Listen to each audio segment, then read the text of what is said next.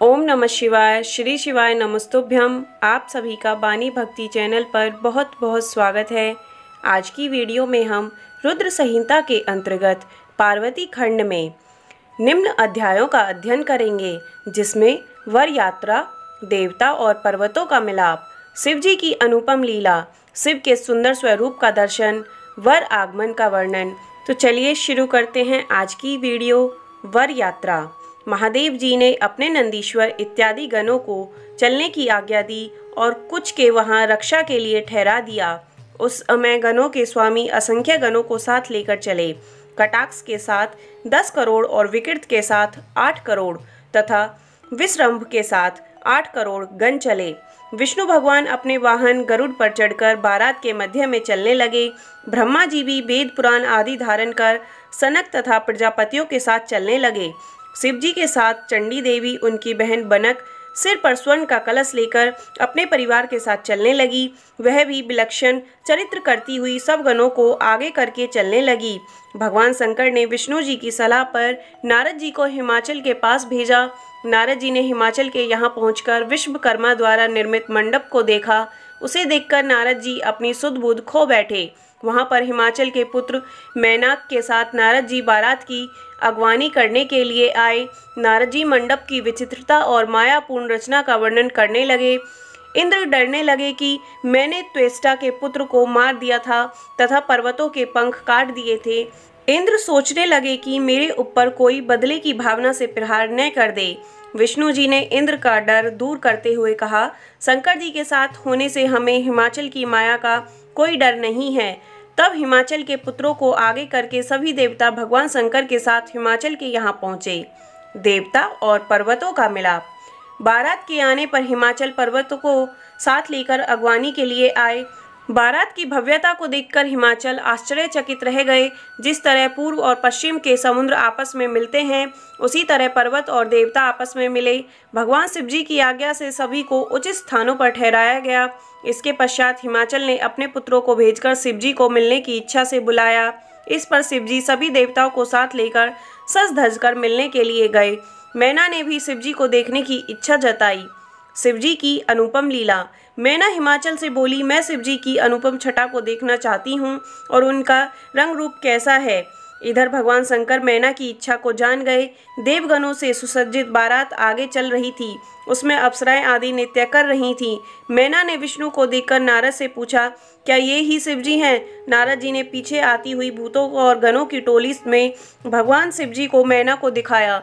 उस समय शिव जी के 5 मुख, 10 भुजाएं, विरूप शरीर आदि थे। शिवजी को देखकर मैना भयभीत हो गई और मूर्छित होकर पृथ्वी पर गिर पड़ी।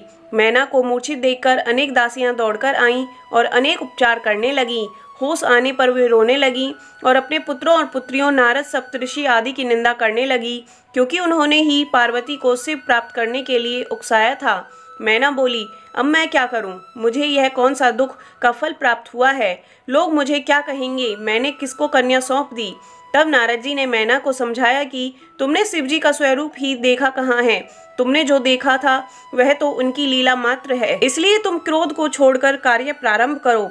इसके बाद मैना को इंद्र आदि लोकपालों ने समझाया। मैना का क्रोध और बढ़ गया और वह बोली, मैं शिव जी के साथ पार्वती का विवाह कदापि नहीं करूंगी। अब हिमाचल ने मैना को समझाया, देखो हमारे घर पर सभी देवता ऋषियों का पदार्पण हुआ है, उनके साथ ऐसा व्यवहार न करो। तुम भगवान शंकर के भयंकर रूप को देखकर डर गई हो। वे तो अनेकों रूपधारी हैं, वे संसार के कर्ता हैं, वे जगत के स्वामी हैं। इस पर मैना बोली, हे स्वामी, पार्वती का शिव के साथ विवाह नहीं होगा। मैं उसके गले में रस्सी बांधकर ऊंचे स्थान से नीचे गिरा दूंगी। मैं अपने प्राणों को त्याग दूंगी। अब विष्णु जी ने मैना को समझाया। विष्णु जी के द्वारा समझाने पर मैना का मन कुछ शांत हुआ और वह बोली, मैं शिव के साथ पार्वती का विवाह तभी करूंगी जब वे अपना असली रूप धारण करके आएंगे। भगवान शिव के सुंदर स्वरूप का दर्शन। ब्रह्मा जी बोले, हे नारद, तब मैंने तुम्हें और विष्णु जी को शिव जी के पास भेजा।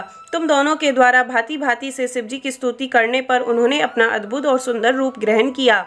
इसके बाद नारद ने मैना से कहा, अब तुम भगवान शिव का असली रूप देख सकती हो। वे तुम्हारे घर में ही आ रहे हैं। तब मैना ने देखा कि भगवान शिव का स्वरूप बड़ा ही मनोहारी है। वे करोड़ों सूर्य के समान प्रकाशित हैं। उन्होंने भड़कीले वस्त्र तथा रत्न जड़ित आभूषण पहन रखे हैं। मैना ने देखा कि वे मंद मंद मुस्कुरा रहे हैं। उनके कमल के समान नेत्र हैं। वे श्वेत शरीर वाले नंदी पर सवार हैं। उनके मस्तक पर चंद्रमा विराजमान है। विष्णु आदि उनकी सेवा में संलग्न है। सिर पर सूर्य ने छत्र धारण कर रखा है और गंगा यमुना चंबल डुबो रही हैं। विश्वा वसु और अप्सराएं शिव के आगे गान कर रही हैं। मैना शिव जी का यह रूप देखकर बहुत खुश हुई और कहने लगी, हे मेरी पुत्री पार्वती, तुम धन्य हो, तुम्हारा तप धन्य है। फिर बोली, हे भगवान, मेरा अपराध क्षमा करना, मैंने आपकी भारी निंदा की है। सभी पूर्ववासी महिलाओं ने भगवान शिव के दर्शन किए। अक्षत और चंदन से उनकी पूजा की गई। सभी महिलाएं अपने घरों के कार्यों को अधूरा छोड़कर उनके दर्शनों को आईं। वे सब पार्वती के भाग्य की सराहना करने लगीं कि पार्वती ने साक्षात भगवान की पत्नी बनने जा रही हैं। सभी ने शिवजी पर पुष्पों की वर्षा की। वर आगमन का वर्णन। भगवान शंकर की बारात हिमाचल के घर आगे पहुंच गई। मैना ने झट से घर के अंदर पहुंचकर आरती का थाल सजाकर अन्य स्त्रियों के साथ उनसे मिलने आईं। भगवान शंकर की शोभा करोड़ों कामदेव के समान थी।